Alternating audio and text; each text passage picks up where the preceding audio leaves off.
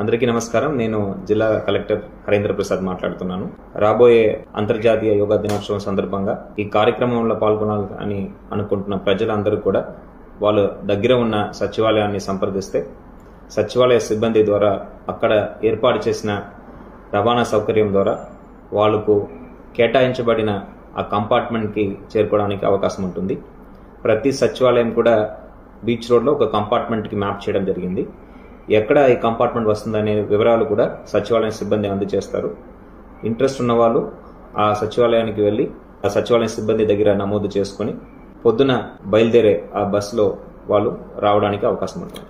వెబ్సైట్లో రిజిస్టర్ చేసుకోవాల్సిన అవసరం లేదు. ముందుగా అవకాశం ఉన్న వాళ్ళు రిజిస్టర్ చేసుకోవచ్చు. ఆ రిజిస్టర్ చేసుకోలేకపోయిన వాళ్ళు సచివాలయం వెళ్తే సచివాలయం సిబ్బంది వారు ఒక మొబైల్ యాప్లో పార్టిసిపెంట్స్గా వాళ్ళని ఎంపిక చేయడం జరుగుతుంది. వారికి ఏ సమయానికి అక్కడ బోర్డింగ్కి రావాలి